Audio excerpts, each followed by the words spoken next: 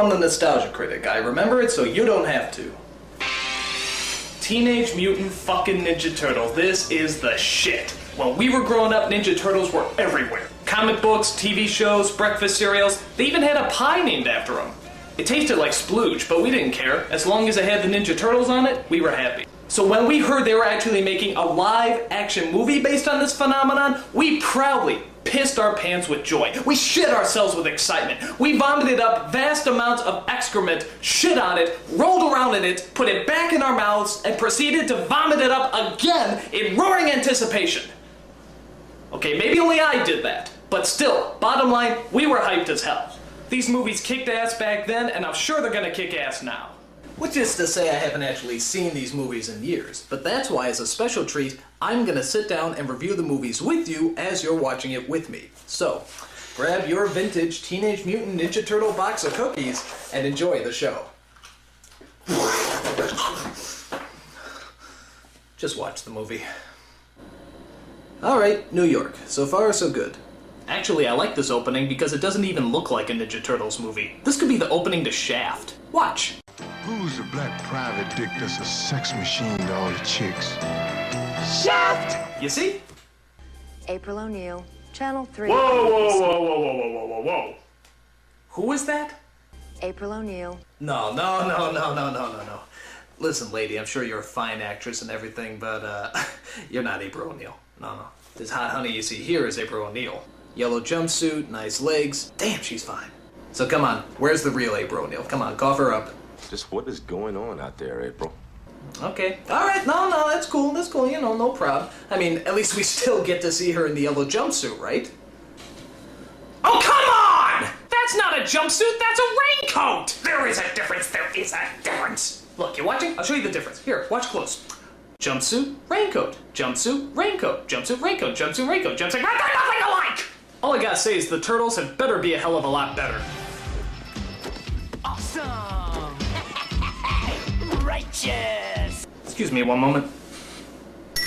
Oh my god, look at those costumes! Those are incredible! That's exactly what radioactive ninjutsu reptiles in their late teens would look like! I mean, they're unbelievable! They're phenomenal! Oh my god! I apologize for that, but even you have to admit those costumes are pretty incredible.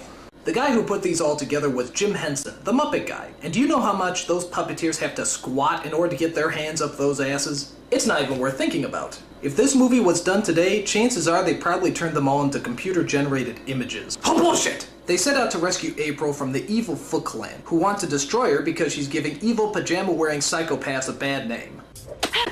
Oh no, you didn't! Alright, April's gonna kick some ass. As you probably guessed, the Turtles save April and take her back to their home in the sewers. There she meets the Ninja Turtles' mentor, a giant rat named Splinter. And I have to admit, saying this all out loud is making me realize just how friggin' weird this movie is. Where did they come up with this stuff? So Splinter explains to April the origin and where they came from. You see, years ago, Splinter was just an ordinary pet rat in Japan. After his master is murdered, Splinter somehow makes it to New York and comes across a canister of ooze and 4 baby turtles. Within a day, both the turtles and Splinter grow in size and even begin to form words. Pizza! Pizza! It could happen!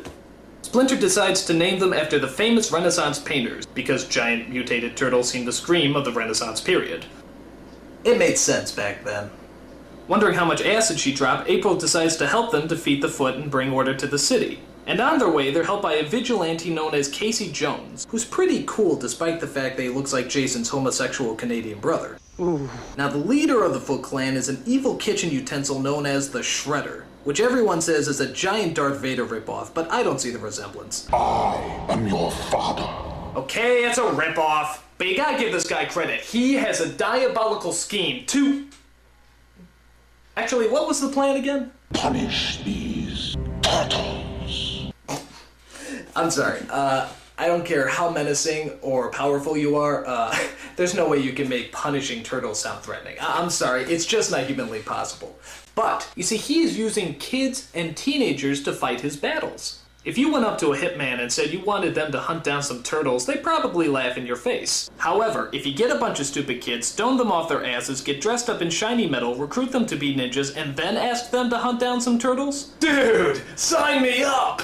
Awesome! My only problem with this plan is the costumes they're assigned. I mean, I know they're supposed to be ninjas and everything, but those costumes are so tight, I don't even think they can talk.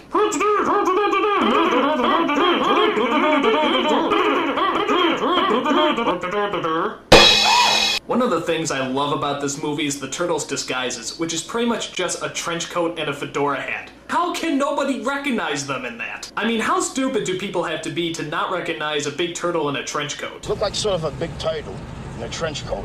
The movie comes to a thrilling climax at the top of a tall building, where the Shredder challenges our heroes to a man-on-turtle brawl. And of course, being the Ninja Turtles, they get their green asses handed to them. What point did we lose control here? But all that changes when Splinter comes into the picture. It's Sensei versus Sensei, giant rat versus giant cheese grater. The battle of all battles begins. Here it goes. This is gonna be good. Here it comes!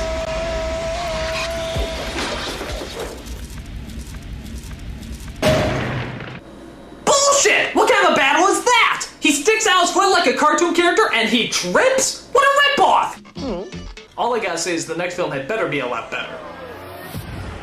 Teenage Mutant Ninja Turtles 2, The Secret of the Ooze. And what exactly is The Secret of the Ooze? It was made in a laboratory.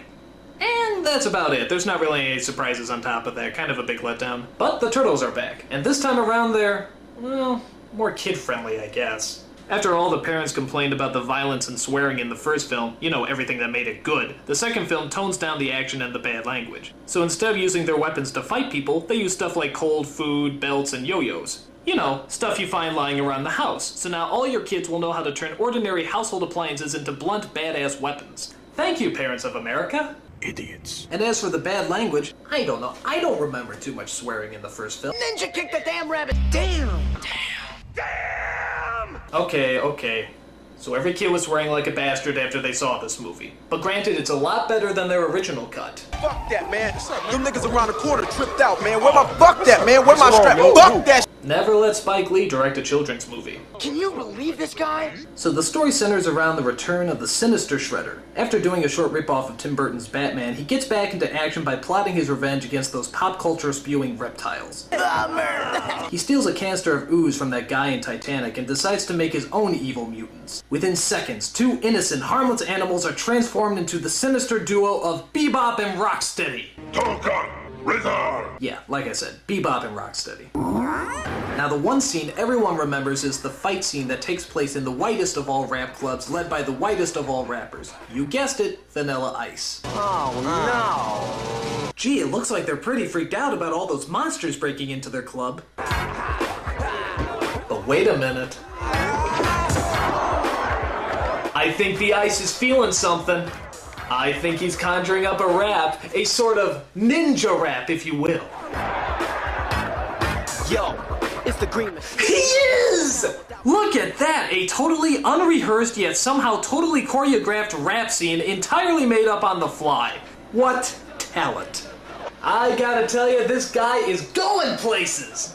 Like the unemployment line. So the film climaxes as the Shredder drinks what's left of the mutated ooze and turns into a mutant himself. Jesus Christ, look at that. That is a badass villain. It's a super shredder! Alright, this is gonna make up for the shitty climax in the last movie. 4 mutant turtles versus 1 giant mutant shredder. This is gonna be good.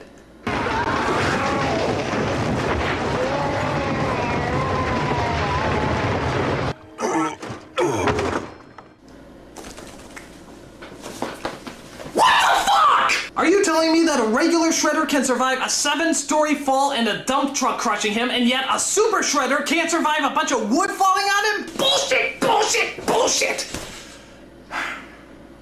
You know, I'm starting to realize that, these movies aren't quite the masterpieces I remember them to be. I mean, they're weird as hell, they don't make any sense, and they keep pissing me off with their anti-climaxes. But I shouldn't give up hope. After all, there is still one last movie left, Teenage Mutant Ninja Turtles 3. And seeing how now they've had 2 movies to experiment with and find out what works and what doesn't, I think we can safely assume that this is going to be the best of the bunch. So, sit back and let's enjoy Teenage Mutant Ninja Turtles 3. Oh my god, it's so terrible! It's so terrible!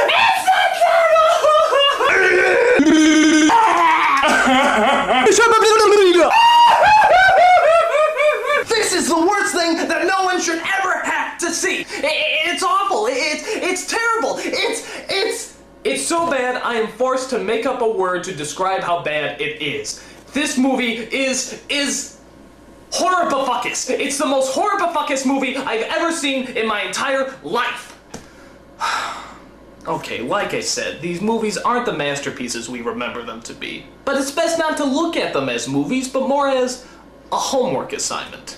Make a movie about 4 mutated turtles in their late teens who are named after Renaissance painters, led around by a giant rat, know ninjutsu, eat pizza, dress up like flashers, fight a guy who's named after a cheese grater, and make it plausible. And you know what? With the exception of the last movie, I'd probably give this project an A. Minus, but still an A. I'm a nostalgia critic. I remember it, so you don't have to.